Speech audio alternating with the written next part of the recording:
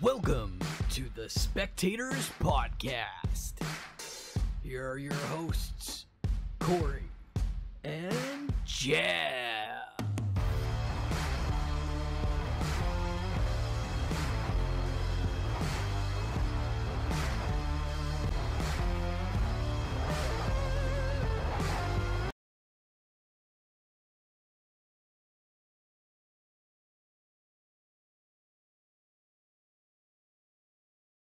Welcome, spectators, to episode 46 of the Spectators Podcast.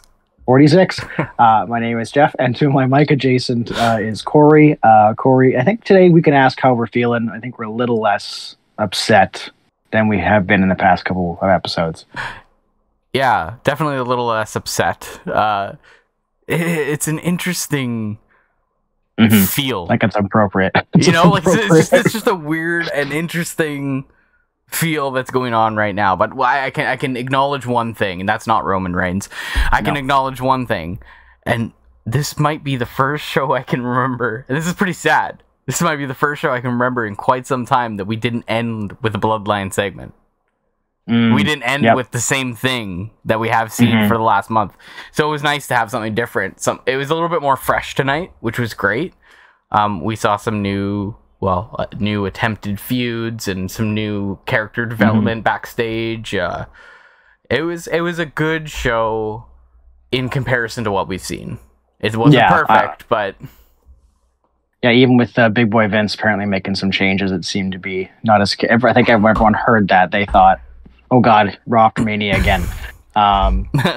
So before we jump into the big topics, which we have two big topics I think we're going to discuss in this episode, I just want to ask folks to subscribe to our YouTube channel. Leave us a thumbs up. That'd be fantastic. And then we have an audio side as well, so please feel free to listen to us on the audio side. So I think it's important for us to talk about, I think, the biggest news of the day, and that's CM Punk. No, I'm just kidding. CM Punk was backstage at Raw for maybe a half an hour, and it destroyed the internet wrestling community, but that's not what we're going to talk about to start the show off. We are going to talk about a brand new title in WWE. Sort of brand new. I guess the World Heavyweight Championship has existed in WWE's history before, but a new title for a new brand we'll see after Friday and Monday next week. It looks for, but thoughts. I want to get your thoughts on the title design first before we kind of get into some of the bigger pieces. What do you think of the design of the belt, since you've seen all of them? 9 out of 10. It's a new twist on a classic design. I don't love the big giant WWE circle globe thing in the middle, but it is that big gold belt that I think a lot of us wrestling fans have a lot of memory with Triple H carrying that title. So I think it was very fitting that he was the one who unveiled it. Happy to see it back, because I've been very, very tired of these two same kind of titles. You know, the WWE title is black and the Universal title is blue or red at one time, and they're pretty much the same title with different leather colors. Yeah. This gives a little twist to that. I find it's something that's a little bit fresh, and again, it's a modern design on something that is a very classic title. Which has a lot of history, because that title was, NWA, WCW, it was in WWE, so it has a lot of history, and I think that kind of makes me feel a lot of like what Cody Rhodes has been talking about his history and his past, and I think that this would be a good title to be around his waist. However, I'm not sure we're going to get to see that due to the fact that this could potentially go to either show, depending on where Roman Reigns sit. And we don't know where Roman Reigns is going to get drafted, nor do we know where Cody Rhodes is going to get drafted. So we don't know who this title could potentially sit on in the coming weeks. But I liked it. I think a good solid 9 out of 10. The only thing I would take out was that big WWE kind of look in the middle. Yeah, what do you think? No, I do like it. It does. I'm seeing a picture of the AEW title. It looks a little similar. Oh, you mean the BBB?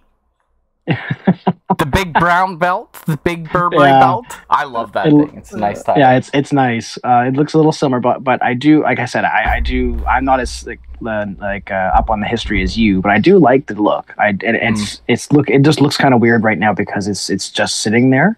It's not on someone yet. I think it'll look a lot better when we finally get our inaugural champion of it. I like that we got to see some of the talent walk up and kind of showcase it. So they looked at it, you got to see it near them. So you kind of got that. Like Finn Balor went near it. Obviously, Seth did a huge promo on it. Theory went near it. Seth was right beside it. I think that was nice to see because you're getting a kind of a glimpse of, okay, they're not touching it, they're not picking it up, and I'm glad that nobody touched it. It was good. Yeah, almost Stanley Cup like, hey, you don't touch the cup till you win it. That's what I was thinking of. We're obviously hockey fans too. That's what I was thinking. But I do like the design. I like like you said, I like the bit of the old and new. I am a bit bummed they didn't bring back the old gold belt because that's what when I was watching. That's what the belt that I know very well. So for nostalgia purposes, I like it. But yeah, no, I think it's a really good design. I think I'm just kind of waiting to see who wins it, like what it's going to look like on a person. I think that really is going to change the look of it, right? I think too. Yeah, Night of Champions, right? And I think gives you some clarity on why they changed the name, right? Yep. That actually makes me groan a little less that it's Night of Champions. Yeah. Maybe gives a different look at the tag match on Friday. We'll dive that in a little bit here because I want to focus on this title right now. So there's that. So the other kind of big criticism I think that's sort of floating around in the thoughts is that it feels like a consolation prize. Yeah. And why people are saying that is because you have this new belt, but Roman will still continue to be the undisputed champion. So as of right now, the understanding is that he'll keep both the WWE Championship and the Universal Championship on him wherever he goes. It's Raw or SmackDown, and then the other show will get this new World Heavyweight title. So some folks feel it's a consolation prize, right? It's the belt for everyone who couldn't beat Roman, right? Which it seems everyone's has lost Roman, minus Seth Rollins, for to be clear, and Seth was right on that. And actually Xavier Woods has also technically beaten him. And Baron Corbin was the last person to pin him. We can't forget that. Yeah. No, we can't. We can't forget to mention that. I agree. I do feel it's a little bit. I would have been a lot happier if they just took the WWE title off of Roman, and if you want to just redesign it to what you have now, or just scrap it and have the World Heavyweight Championship. I think I would have been a lot happier with that because to me, I think what's sort of unclear is why are there 3 belts, if that makes sense, right? For 2 shows. So those are some of my initial thoughts. So what do you feel about the dialogue right now that this sort of does feel like a consolation prize? Well, it certainly does. I think you have to put into conclusion that nobody won against Roman. The belts haven't moved. The last movement in the belts was Brock Lesnar losing the title to Roman Reigns at WrestleMania 38. Yeah. It does feel like a little bit of consolation prize. I definitely mentioned that to you earlier. I think I would feel like that regardless of if Roman was holding both belts or just the Universal title, because there was still no belt that was lost from Roman to happen to go to someone else. So I feel like there's no true... Because let's put it this way. Whoever wins the belt, if they face Roman in this state and time, Roman's going to beat them. I mean that's kind of no one's beating him. That's kind of the narrative that's been going, right? So it kind of feels like, oh well, we'll just create this because we have to have another champion, and it kind of sucks to have that. On the contrary, I've been thinking about it a little bit, and I do remember back in 2002 when Eric Bischoff drafted Triple H to Raw, and the draft was happening then, and they only had the one title. He unveiled the big gold belt, the World Heavyweight title. And instead of having a tournament or however this crowning is going to happen, because Triple H really didn't say how this is going to happen, Eric Bischoff at that time in 2002 handed Triple H the World Championship, and he said, this is going to be your inaugural World Heavyweight Champion, because that title was previously a WCW title, And with that company folding or being swallowed by WWE, they took that title with them, and it had been out of action for a few years. When that title came back, it had just been given to Triple H. Like, you've kind of earned this, you've been the top guy on the brand, etc., and it was handed to him. And the reason why I bring this up is because, you know, that kind of at that time felt a bit like a consolation prize. It didn't feel like as important, right? Mm-hmm. But man, Triple H went on a hell of a run with that title. He created Evolution. There were some really incredible feuds and matches and WrestleManias with that title. And he really started it. And, you know, it was great.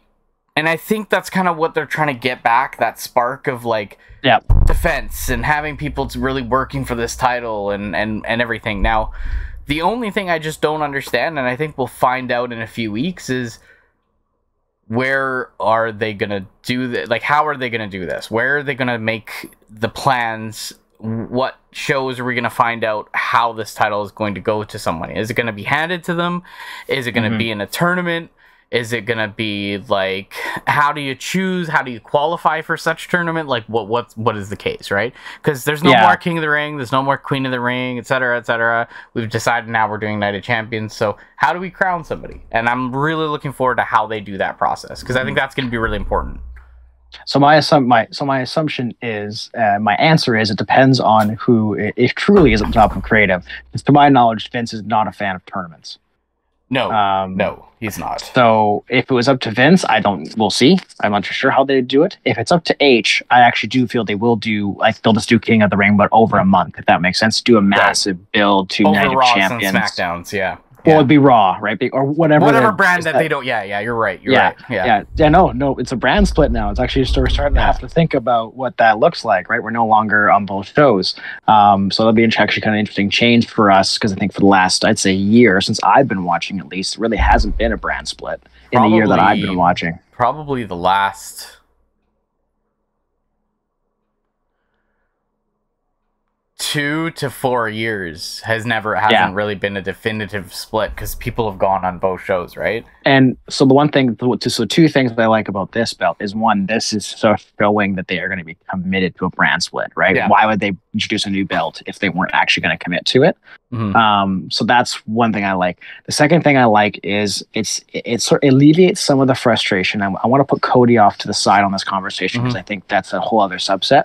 But it alleviates some of the frustration that you and I have talked about, where, like, stick talent gets suffocated by Roman, right? Oh, for sure. Like, you can certainly, like, do what H did, right, and make the title relevant on a Raw or a SmackDown. Because, like I think for us, it feels like a consolation prize, because we can't conceptualize yet what it's actually going to look like. That's why I say it's hard to actually see the belt, because it's not on a person yet, right? It's not being sold by someone like a Seth, for example, right? Like, he sold that so well, right? So I think that I'm gonna like that, right? Whatever title match is gonna happen at Night of Champions, which won't be the main event, because obviously Roman's on the card, but that's a whole other thing we can crap about later. It's going to alleviate some of those frustrations we've had. I think for someone like Seth Rollins, Bobby Lashley, I'm trying to think who else, Drew McIntyre. Right, like, if he gets drafted to that show that has that belt, which I think he will, if with the frustrations that we're hearing for Drew, I think it would make sense to put him on whatever show has this new belt, because they ain't gonna put up against Roman. So, like, I think that helps some of the talent, right? And you can conceivably now see someone like a Theory, an LA Knight. I'm just trying to think who else, who hasn't even gone for the belt yet, like. Big E, if he comes back, right? Like, he can keep it and hold it for a while, right? Like, there's now these conceivable things we can actually see of this top talent, or mid-card talent need to get pushed up.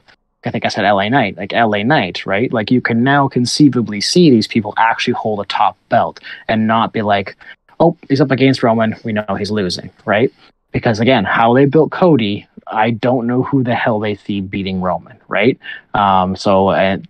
My guess is that Shinsuke Nakamura is the next one on the chopping block for Roman. So we know he's not losing at Night of Champions.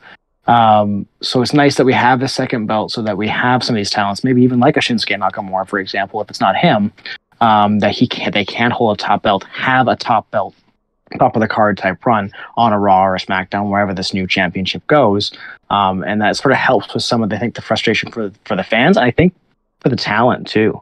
Like, I can imagine they're frustrated too, seeing Roman, you know, his reign, right? Like, and some of the times if you've seen them feud, right? Like they've fallen down the card. Someone like a Drew McIntyre example, unlike a Sami Zayn, who I guess you could argue he fell down the thing because he went to the tag division, right? But that's another argument, I guess. But yeah, so those are some of the positives I do see for this new title and what excites me. But really, to the first point that we're talking about, I think that is my next question: is how they're going to crown this champion. I'd love to see a tournament, especially like there's so much top talent on Raw or SmackDown. Or because like now they're gonna mix everything up. It looks like you can't say SmackDown's weaker than Raw because they're gonna flip everybody, right?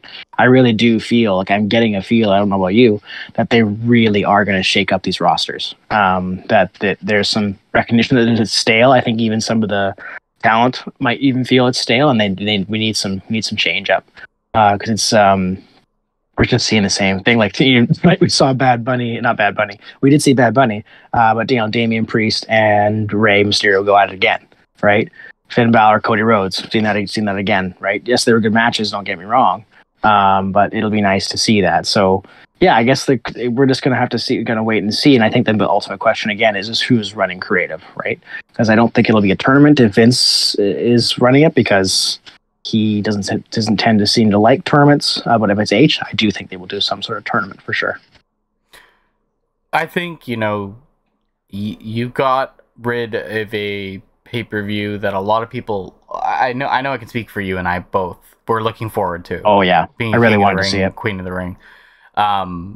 So I think it's only fair, as a consolation, again, to use that word, is to create a month tournament, right? Mm-hmm. Regardless of where this belt is going to be, Raw or SmackDown, that doesn't matter. It just needs to be a tournament on that show for the next foreseeable future, so we can see who gets crowned for that. Maybe you even have maybe you do a tournament so that there's a fatal 4-way at the it doesn't have to necessarily be one or two people one-on-one. Facing for this title. This could be a fatal 4-way, and you can have the best talent. You could think of a match that might have like Seth Rollins, Drew McIntyre, Sheamus, and Cody Rhodes in it. Like, that's incredible. You could do something like that.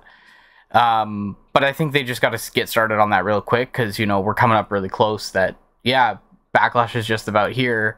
Backlash is going to come and go like nothing, and then we're going to next be at Night of Champions. And I too keep wanting to say Clash of Champions. I don't know why, I just do. Match at the Castle, it ruined everything for us. but yeah, I guess the next question is, like, who do you see on the roster right now who's your top 4 guys that you think this title could potentially be on? Let's be fair. It depends on the draft. See, I don't want to say Cody Rhodes, even though obviously Cody Rhodes is an answer. I think Cody should still dethrone Roman. So I'm going to omit him from this list, even though he should be on it. He'd be your number 1. So for me, it's Seth Rollins, Bobby Lashley, Drew McIntyre. My number 4. It's a hard one. I'd pick the same 3, and I already have a number 4. Who's yours? Theory. He popped in my head, but I'm thinking LA Knight, but maybe he needs a bit more time on the main roster. I think Theory's done enough with the mid-card title. I'm kind of bored of it. Yeah? Yeah. He's got the look, right? I don't think he necessarily needs to be a champion, but can he have a championship match and lose, right? Once you sustain that level, you're in the main card. Right, so maybe you came up short this time, but you can beat Seth Rollins or Bobby Lashley later for the title. I think the big thing is getting him up to the main card and getting him used to main card matches is going to be important. Yeah, I'm thinking Finn Balor for a while. Yeah, Finn Balor's up there too.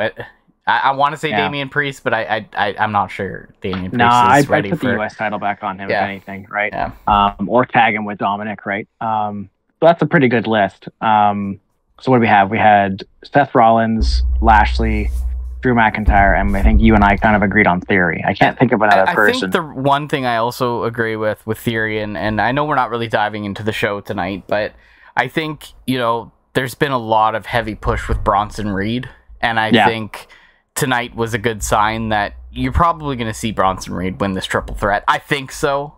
I think he might.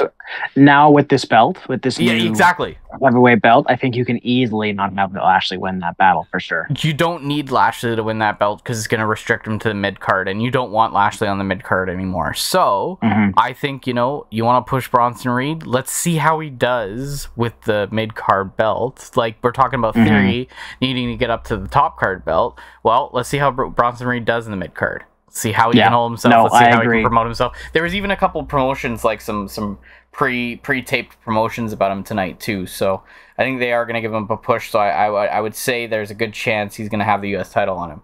And then maybe we can see Bronson Reed and Solo Sikoa. That I wouldn't mind. It'd be a good match. Yeah, Solo will obviously win that match. But I digress. So obviously the biggest next thing to talk about is the draft. However, I do really want to touch on Cody Rhodes before we go there, because I think now you have to have that question of which belts do you want him to go for? Do you want him to win this? Do you want him to be the inaugural World Heavyweight Champion? Or do you want him to use his thing, finish the story, and at some point dethrone Roman Reigns at SummerSlam, or God forbid, as far as WrestleMania Mania 40? What do you think? I think, without a shadow of a doubt, Cody Rhodes needs to dethrone Roman. I think it would be really... We're talking about a consolation prize, right? Yeah. And if you throw that belt on Cody, what was the entire point of the last year? Yeah. What was the point? So for me, I don't know if you agree with that. I don't mind letting Cody wait a little bit. I think, if he faces Roman and he eventually beats Roman, whether that's now, SummerSlam, in a month, in 2 months, at Survivor Series, or, like you said, God forbid, WrestleMania 40, I think it's going to happen. And I think that's the way to go. Now, if you take him and you put him on another show, apart from Roman, you kind of took that whole narrative around finish the story and you've just forgotten about it, move on, let's have him win the title, and what are we going to do at WrestleMania 40? Now have the World Heavyweight Champion face Roman, and then that's finishing the story, and then you unify the belts again? Well, no, we don't want to go there, right? We don't want to go to that point again. We don't want to get into that mess, because it's created a really big mess in the WWE. So I only think then at that point, you have a new champion that's defending the title with the World Heavyweight title, and eventually you have Cody, who's going to be your Universal Champion or WWE Champion. However they decide to finally unify this into one belt, because I assume they will. Then you have a defending champion in Cody, and I think he'll hold on to the title to defend it for a little while. So I think that's the best route to go. That goes back to the draft and where people are going to sit. And I think it's pretty definitive at this point. You're going to see the top 2 picks in the draft be Roman Reigns and Seth Rollins. Yeah. Because if you want to finish that story and you want to have Cody on the same show, he'll go third. Yeah, and you don't put Seth beside that belt tonight without, having him go for it, right? Because I think a big gripe with a lot of fans, and I think actually a little bit of Seth himself, is that he hasn't had a run, right? And he has, if that makes sense, right? But it's always been in the shadow of Roman. Oh, Roman had cancer, or it was like cash in, right? So I do get the sense. I agree with you that I think Roman. I like you saying Roman to Raw. I don't know if Fox would like that, although Fox is in the middle of trouble right now. But we don't need to talk about that. I don't know if I don't know, but I do like the idea of Raw and Roman. However, on the flip side,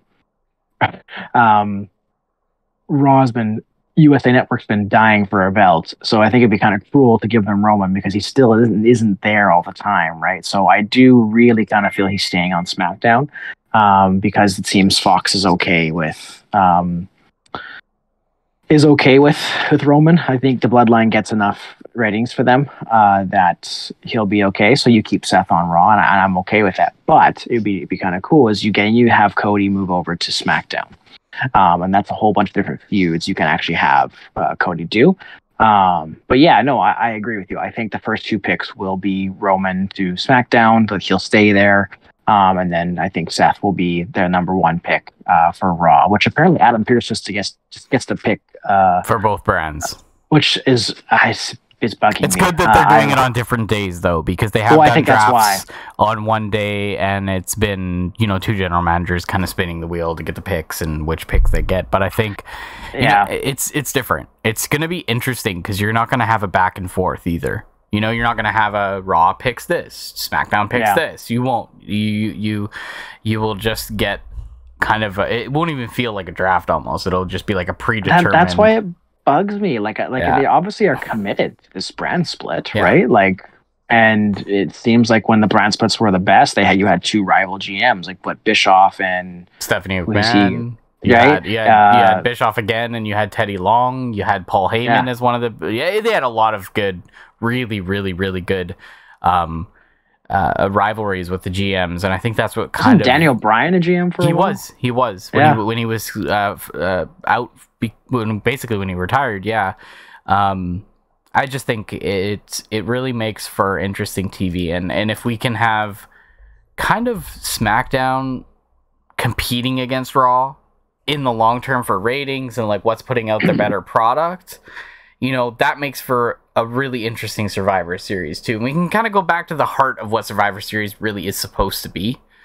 A Team Raw versus Team SmackDown show. That's kind of how it's always been. It'd be cool in the War Game setting now, like they set up last year. Exactly. Right? I'm all for that. That'd be awesome. I'm all for that. Absolutely. I'm still gonna stick with my gut and say Roman's going to Raw. The only reason is I feel that Cody just screams Raw to me. I don't know what it is. Sometimes you just see talent and you look at them and you try to envision them on the other brand, and it's really difficult to do. It was like back in the day when you tried to think of Undertaker on Raw. It was weird. When you tried to think of Stone Cold Steve Austin on SmackDown, like it was Triple H on SmackDown. Like it was very odd to me. You think of people as certain Raw talent, and Cody kind of fits that Raw brand for me. Not to say it won't happen, of course, but that's just why I would assume Roman goes to Raw, and to me, wherever Roman goes, it's going to be a package deal, bloodline deal. I think so. I don't think we're going to see them split up. I wonder what. So I think it ties in. I think they have the tag match the same night for a reason, because I think the result might influence the draft. If that makes sense. I think if the bloodline loses, maybe Roman gets pissed off and says, "Okay, you guys get drafted to Raw, and it's Solo, me, and Heyman stay on SmackDown," something like that, right? And if they win, whatever, they'll stay on SmackDown or Raw, wherever the bloodline gets drafted to. But it's funny you say that, because I actually see Seth Rollins more of as a SmackDown star than I do. What do you say? I don't know why. I just think he seems like he would fit a lot better. And that's exactly what I think. So that's why I think that Roman sits on Raw, because SmackDown will pick Seth Rollins, right? SmackDown will pick Seth Rollins. Roman and Cody will face off on Raw, and I think I just feel like that feels right. There's something that's right to that. I do see some of the mid card in SmackDown moving to Raw too, so we kind of shift some things around. Do you think the IC and US title will move? I do. I think the IC title and the US title will move. I think it makes sense. I think we really need to rebrand those titles too. I think they're both not the nicest titles. Redesign? Yeah, redesign. Sorry. I think we really we need to redesign those titles, especially the IC title. I'm not a big fan of it. So I do think those might flip. I think we very well may even see the women's champions flip as well. But at this point, I feel like Bianca's another one that just fits Raw really well, and I think I don't have any problem with her moving or staying with Raw. I think that what I would like to see in that case, if she does stay with Raw, is have some of that other talent move to Raw, because she needs some new competition. It's getting pretty stale on her side of things. I would like very much for Charlotte Flair to be drafted to Raw. And you have a SummerSlam match, or even, I guess you can, you don't want to push that to Mania, but so something like that where she gets pushed to face Bianca at some point. Whereas on the other hand, if like Rhea's already the SmackDown champion, so it would make sense to have her drafted to SmackDown, and if that's the case, I don't know about you, but I would like to see all of Judgment Day be pulled over to SmackDown. I do want to see them still stay together. I think they can wreak havoc on the SmackDown roster, but I do want to see some things shift around. So if that's the case, I want LWO on Raw, because I don't want to see Roman Reigns and LWO and that continuation. Sorry, did I say Roman Reigns? I meant Rey Mysterio. Yeah. I meant Rey Mysterio face off against the Judgment Day, because we need something new, right? Like, I'd like to see the Judgment Day potentially face someone like Imperium, maybe, or like the Vikings, or like, and then maybe Sarah Logan get a title shot against Rhea Ripley, because she hasn't really done anything. Something just fresh, and I think that this is what the draft can potentially do for us, and I think that's what I'm most looking forward to. If we get Seth Rollins over to SmackDown, then maybe we get his wife to SmackDown too. We have a nice little Becky that's Rhea what I'm hoping for too. Match at SummerSlam. Hey, that'd be nice. So, what do you feel about the women's tag team champions? Not the two of them that are holding the titles themselves. How do you feel about this, and where do you think this is gonna sit? Do you think that eventually they're gonna have two women's tag team championships, one on each brand? No. Or do you think it's going to be an inevitable fold of these titles, and we're not going to see these titles for the rest of the... I don't think they'll fold. I think they want to elevate it with Ronda, but she's still injured, and you know, I actually thought Raquel and Liv were going to lose last week because of the complaint department. I thought they were going to use that as like a bit of a gimmick. But is that what their gimmick's called? The complaint department? It's what Wade Barrett called them, and it's also what Adam Pearce has called them. So I'm now just adopting that name for them. I've actually also been pitching hard for them to become co-GMs of SmackDown, but has not been successful. I guess it's not as bad as the Banger Brothers or whatever, but you know, it's like... Banger Bros. But my hope is that like they can use the draft to sort of switch up the women's division, and then form some tag teams, right? Like that's how kind of the complaint department got together, right? Was that the two Karens, right? So like I would like to see that. I don't think they'll do one on each show. I think you can have the women go to each brand, right? I think they did with the men at one point, so that's right? What I was going to ask, because if you're gonna really form this brand split, right, and you don't really want to have them kind of shipping between brands, do you consider it to be okay in the women's tag division? Like, do you want them to still, because then it really takes away from that definitive brand split. So that's why I was a little bit curious about how they might pursue that. I think tags are different because like each because they're a bit harder to keep and stay, because eventually they break up, right? Mm-hmm. Whereas like obviously singles titles, that's not the case. Like it makes sense to have on each brand, and especially like something like the women's titles, the women's tag titles specifically. I think it's actually a good way to lift it up, right? Because it's going to be on both shows. Whereas like if you have, I mean, as we know, the women don't get much time on the card as it is, right?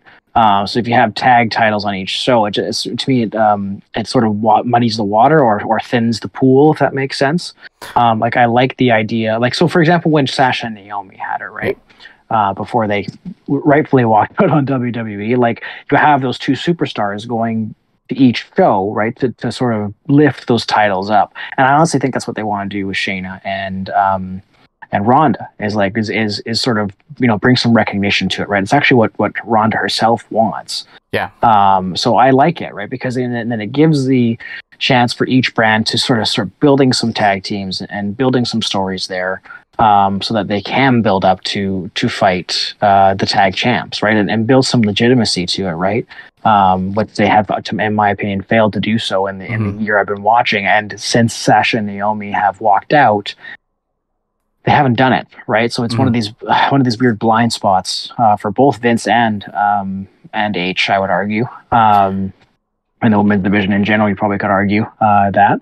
But I like the one women's tag belt for sure. What I really want to see is a women's mid card, but that doesn't seem like it's in. Doesn't seem like it's in the cards at the moment at all, right? That's another one you could have on one for both brands, and it can travel, right? Like, I don't necessarily think you would need both for each show.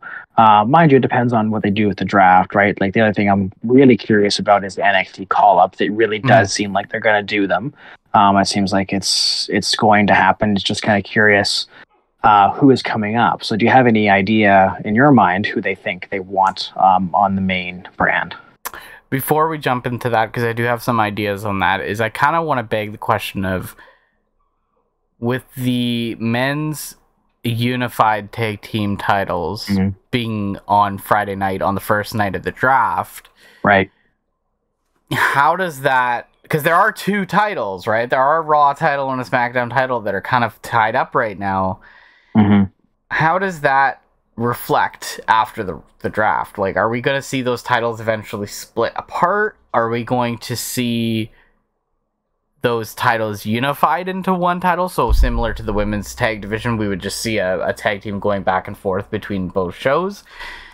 What do you think? Because I kind of have an idea in my head, but I'll share it. So this is what I think is going to happen. I do believe is we are going to see the Usos be crowned as the tag titles, like tag team champions again. They'll win. Yeah.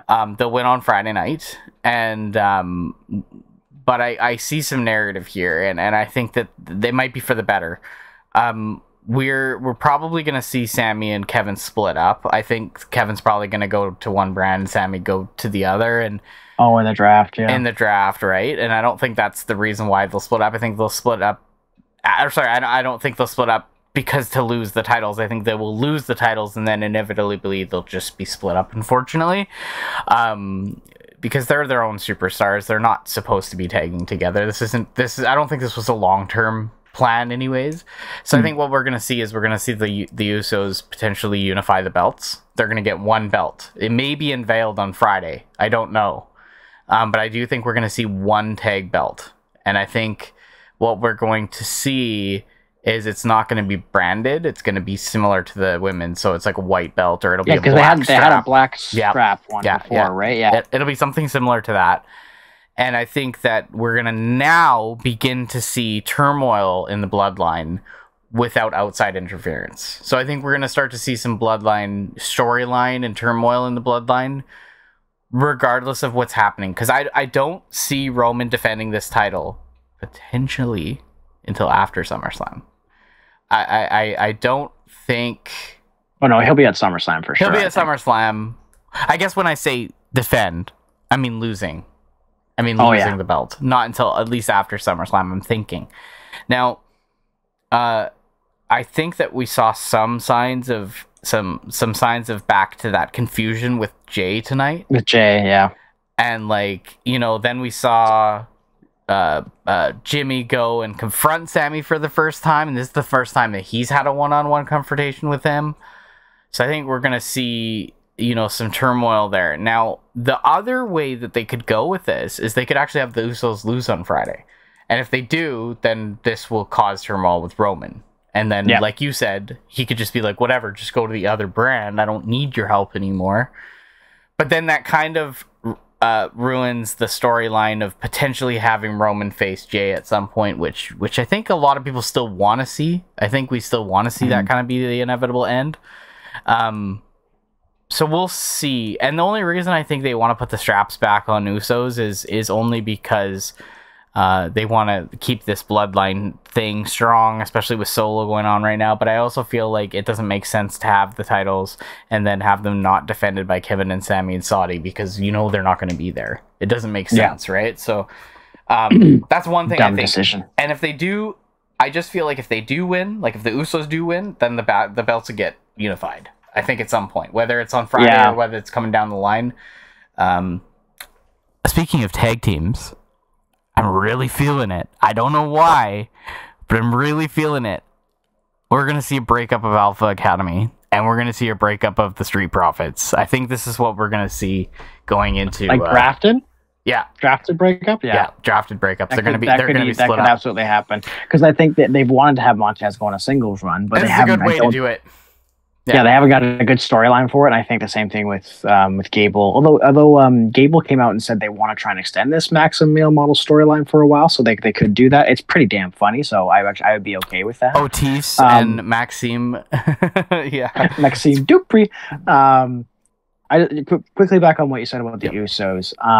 I'm going to be infuriated if they win on Friday because if they win, I don't think it creates any kind of turmoil in the bloodline. I think it's just going to continue the frustration I have of there's been no absolute consequences of the last year of the storytelling, right? True. Like Sammy struck Roman at Royal Rumble. Jay rolled out of the ring and walked away from his family. And what was that, January? So what are we, 4 months later, it's like we're dedicating our win to Roman. And they lost the belts at Mania, and there's really been no consequences. There's been subtle hints from Heyman of the tribal, and they sent them to the Jet on Raw after Mania. There's been no actual consequences from it. Heck, we haven't even seen Roman. He's supposed to be there on Friday. Well, so he was there the Monday after Raw, or after the Raw after. Yeah, but we sent him to the Jet. But he didn't say anything to those. Yeah, it was just whatever. There's been no actual consequence, right? And there's been no, in my opinion, no actual real turmoil. Jay and Solo had a stare down, but Jay ended up kicking Sammy in the end, right? It's just they're doing that thing that they did with Sammy. They're hinting stuff, but I think people have the patience with it has run thin, especially constantly seeing the same match over and over again. Sure. Raw was a different, I believe they faced LWO tonight, right? The Usos. Yeah. So that's a nice change, right? We didn't see Solo in a match tonight. No, sorry, it was a 6-man, wasn't it? It wasn't a tag match. So yes, Solo was in a match, but not a singles match where he dominates, right? That was a nice change from the last few weeks. I'm not going to lie. But I will be really frustrated, which I do think they're actually going to win, and I think you agree with me, because of the Saudi thing, right? I mean, and who knows? The Usos could lose it the next week, right? Or something like that, right? But I don't think there has been any consequences, and I think I will get back into the Bloodline storyline if the Usos lose on Friday, because now we're starting to see that turmoil again. What if, this is totally random, but what if the Usos got split? It's always possible. Anybody's on the line, right? Yeah, they could, Roman could just send Jay. Jay to Raw and keep Jimmy. That was the case, that only one person got split up, and that was because Roman's always had a thing against Jay, and we saw it during the Sammy era, right? He basically kept Sammy in the bloodline to punish Jay, right? And that's how we got. I don't give a damn what the tribal chief says, right? And that's I think about why I'm so frustrated with this whole storyline is I've said it before, I was so invested in this storyline. I mean, this past month has been so frustrating for me as a fan because it's just I don't care anymore, right? I was interested in every single member of the bloodline. Solo, Jimmy, Jay, Roman, Heyman, Sammy, all of them. I really cared. I was I want to see a segment with them. I want to hear everybody talk. I want to keep this going. This past month, I have been so bored with it. I have been so dejected with this storyline. And if the Usos win on Friday, it's just going to continue that, right? Because it's the same stuff. The Usos or Solo even lost a match since Mania? I don't think so, right? No, I think they've all right. So we're continuing the same stale bloodline is the top faction garbage, right? The same Roman is this GOAT, even though he hasn't won a match on his own. I don't know how long. Not since I've been watching, at least, right? So, so they can sow these seeds of doubt that they've been doing, but I need to see some actual consequences for me to actually believe they're going to do this, right? And if the Usos win again, right, then it undoes all that, right? And fine. Sammy and KO aren't going to go up at Saudi. Split the belts, right? Yeah. Then have whatever brand that they're not on go, right? Then you have every single belt technically on the line -1, right? Yeah. I mean, it's so for me, this is my rant about Friday if the Usos win, and we'll have an episode after Smackdown, so you'll hear our actual reactions from the first night of the draft and Smackdown. But yeah, I'll be very frustrated if they win. So just to get your commentary on that. Yeah, no, I'm with you. It's been very much the same thing. So that's why I brought up the possibility of that what if the Usos got split. Now, I don't think I would be opposed to the idea of Jay moving away from the Usos and Jay going to another brand, because let's food for thought. Let's say that Roman does go to Raw and Jay is the only solitary one to stay on SmackDown, okay? And that title goes to SmackDown, right? You have the ability to then put Jay in singles competition to really build up his whole year of singles competition. You could have him win the US title or the Intercontinental title, whichever title is going to be on that show, if either. And then you could have him work his way towards that big gold belt title. Hey, you know what? If he won that title, he has credibility to face Roman in the future. You're like, oh yeah, he's a champion. He is. And say he's the head of the table if you wanted to, right? But again, you need to have that adversity. They need to lose on Friday for that kind of storyline to actually unfold. 100%. I'd be interested in that if that happened. I'd be like, hell yeah, give me that. I'm okay with Jay winning the World Heavyweight Championship. And there is some speculation, I think, that people are thinking they may lose now because Jay came out and said, you know, we're dedicating that match to Roman Reigns. And, you know, and Roman, you go back a few months ago, right? When Sami called that match and said, we're going to win that match. And then they lost that match, the match that Sami and Roman had. He's like, you don't go out and call matches. You don't like dedicate, you know, you don't say that we're going to win, because that's another kind of piece to that long-term storytelling. So it's possible. Well, you just got to figure out, because obviously it's going to have interference, let's be honest. It's a bloodline match, right? So you got to figure out who's the counterbalance. It clearly is not Riddle. No. Riddle's been getting his butt whooped by Solo. So who is it? Roman's going to be there on Friday. So let's keep in mind there you go. There's the fourth member. So is it Cody? Is it, like, who is it that can stop the interference, right? Because actually that's how the Usos unified the belts last time. Roman got involved and they beat Riddle and Riddle and Orton. So we'll see there. We'll move off this topic because I'm just going to start getting angry. So back to what I talked about. NXT call-ups. Yeah. So who do you think tag team and or singles star will be up on the main roster after the draft? You know, I don't think I follow the tag team division enough to really know. I mean, the only tag team I can think of is Pretty Deadly. And they're probably one that I actually think is going to come up. I think they will come up. I think you have to bring Braun Breaker up now. And even more so now because there's a new title being put in the mix. So yeah, he's more. I would start him in the mid card. Oh, of course. But there's proof that, you know, you can put him in there. You can have him do a mid card run, and you can get to a new title. You're not worried like, oh my god, he's gonna be beaten by Roman. He's gonna be beaten by Roman, or he's not gonna get a chance at Roman's title until 2028. So you know, like, you know, you're sitting there like, okay, there's much more. Like, I would advocate that more to have him bring Braun up now. No, I agree with that. So I think Braun Breaker, and then I'm thinking, I mean, Roxanne Perez is the only other one that I think for sure certainly would come up. Because it just makes sense to have someone else in the women's division. I think they really need it right now. I get, again, some fresh competition for Bianca as well. I think that's going to be really important. And then I mean, there's probably some others that I think they've been thinking about bringing up. I don't know, like, where the truth is around it, but they've been talking about, like, potentially a couple of the people down there being part of the faction with Bray Wyatt. And if that's the case, maybe they bring some of those guys up. I don't know. I really don't know. But I think Pretty Deadly's a good call. I'd say Braun Breaker's a good call. I would also say Roxanne Perez would probably be your top three that would be call-ups. Yeah, there are some who I do think are going to be called down. I think there's going to be some people who are going to get drafted down. Apparently that's not going to happen this time. It's not going to happen this time. Yeah, that's the rumor, right? But again, anything can change, right? Vince might just change his mind and go, fully for you. So I agree with those three. I'm wondering about Cora Jade. She just came back. Yeah. She just came back.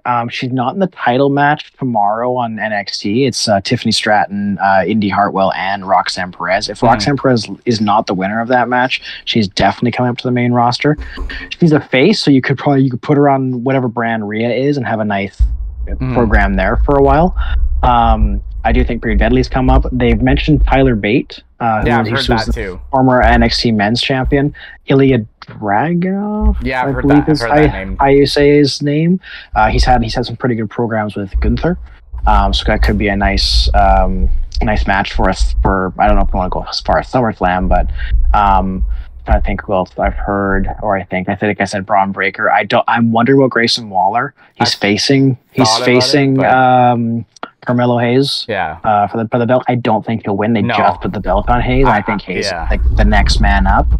I do wonder about well, I guess they're tag champs now, but Isla Dawn and what's her name? The tag champs, the women's tag champs down there right now. They actually seem to be like they're ready for the main roster. But they are tag champs, so I can't see them taking them off them. Another name just popped into my head. Oh, Dragon Lee. I wonder if he'll get called up. He was their exciting signing from AAA, which was a really exciting signing we hadn't seen very much in the Vince era, but now Vince is back, so I don't know if he'll come up. We don't really have a lot of luchadors on the main roster. No. So it'd be cool to see him come up. I don't know if they're ready. They feel he's ready. He just started. And I think the idea is that you have to learn the WWE way. But those are quite a few names. I think they want to influx the roster with some new talent. Of course, it's the same you have people, to, right? Right. Apparently, speaking of that, Eric Young, he's been signed since November. Yes. Yes. So I wonder, if his name will finally pop up. I know he was another one that I think was teased as part of the Wyatt Six as well. I think he was in that. Right. He So was in that the creative well. plan. Speaking of which, notable names not in the draft are Bray Wyatt and Alexa Bliss. So that'll be an interesting. What that has to. I don't know what that is really going to mean for them going down the line either. Yeah, because if they come back, I get they do a free agency period or something they've done in the past. I don't have any history with the draft. But. They could just debut on any brand. It doesn't really matter. So whatever brand they kind of show up on would just be. You just assume that's going to be the brand that you see. Yeah. And that's the other topic is apparently they're also talking about, now that we're off the draft. Is there anything else from the draft you want to touch on before anything you're looking forward to? Any other thoughts or the biggest thing that I'm looking forward to is just the shakeup, right? I want to see some people move around. I feel for some guys, and we threw that top 4 list out there, right? We said, let's go back to that for a second. We said Seth Rollins, Bobby Lashley. Who was the third one?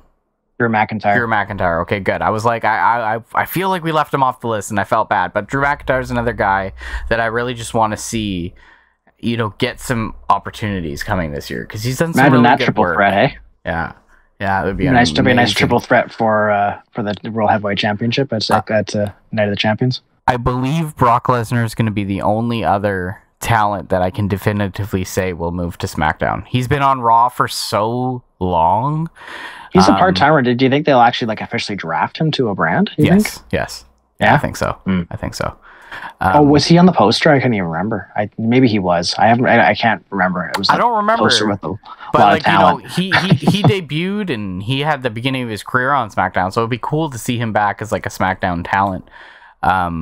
Yeah, because I wonder what they're gonna do with him. I actually think they're gonna draft Bad Bunny as well. I have a feeling.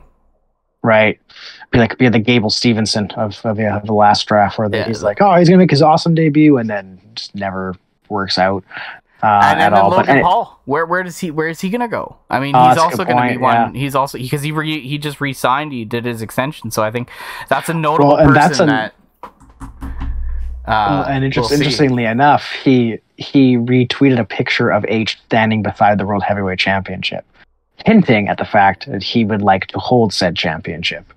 And mentioned when he signed his contract that he wouldn't have re-signed if there wasn't a possibility down the road that he would win a world championship. And he's been I shouldn't say rumored because it hasn't been rumored, but people are polling for him to win Money in the Bank. Actually, he'll be great in the match. Don't get me wrong, but do we want to have Logan Paul with the briefcase? And speaking of Money in the Bank, how beautiful is it going to be to have a winner win Money in the Bank? Because now you can have that Money in the Bank go against either championship that they want.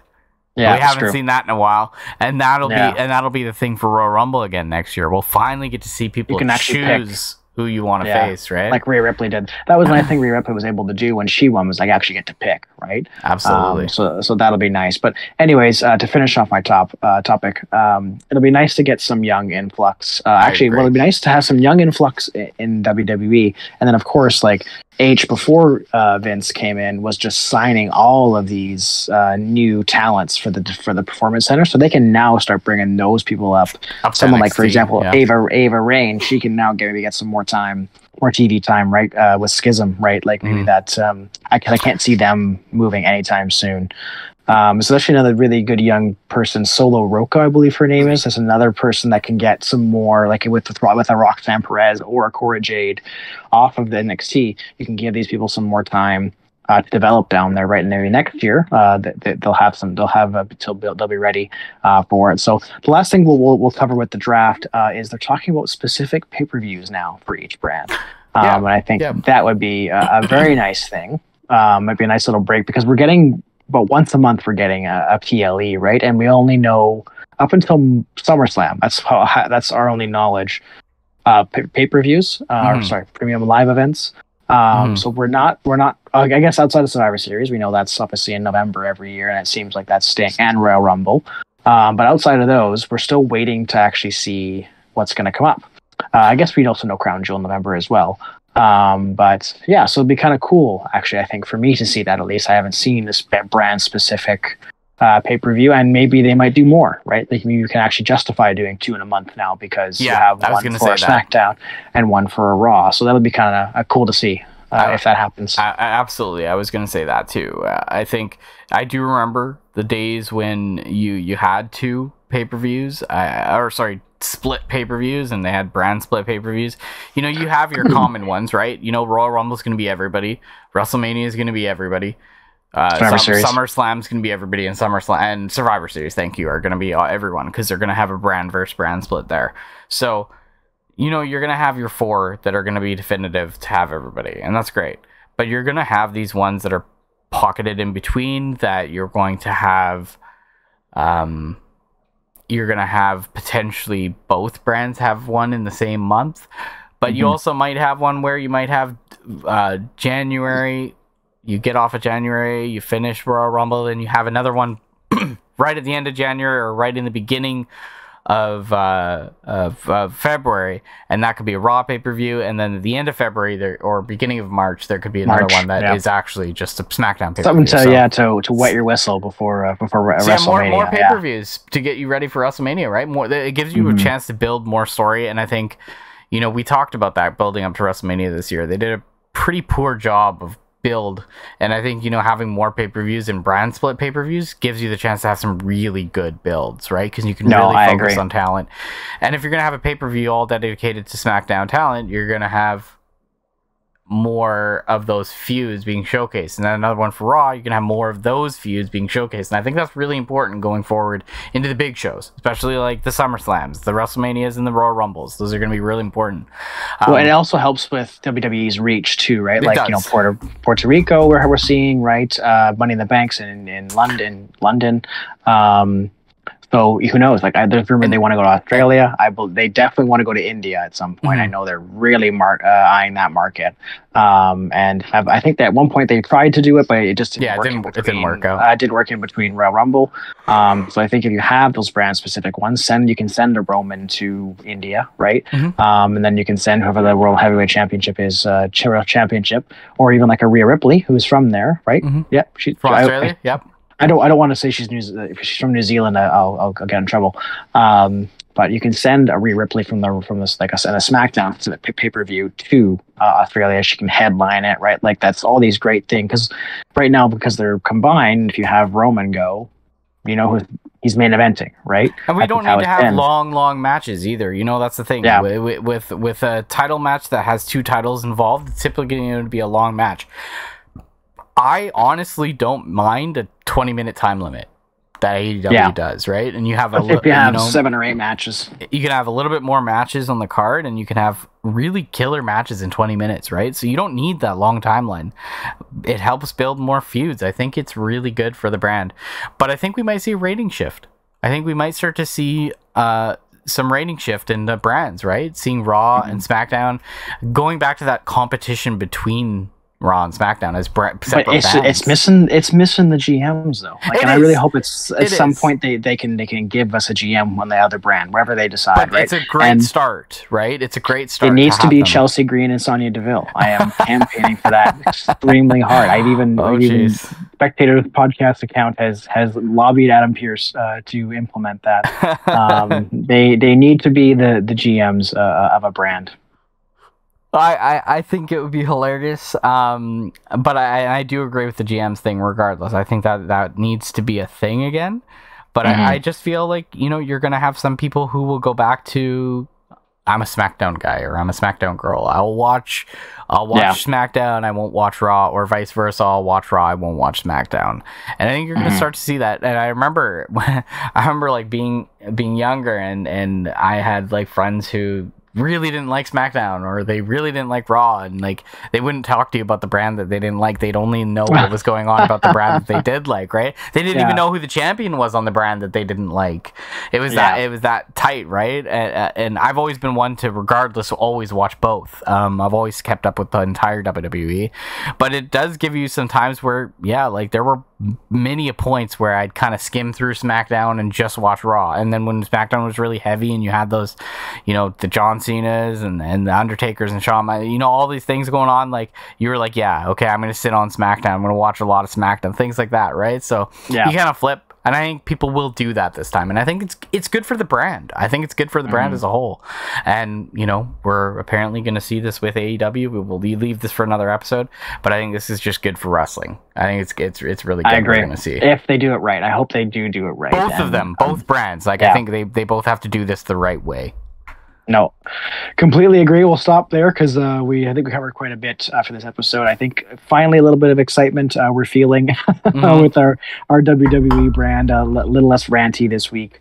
Got some rants in there, but we had some more happiness. I think a little bit. We're smiling a bit more than we have been in the last few weeks. Belt does look quite nice. So that's a nice little excitement for our post-mania depression. Thanks everyone for listening, and as I say, my beautifully bearded friend, thanks so much for chatting with me. Thanks, Jeff. Thanks everyone, and we'll catch you at the next one.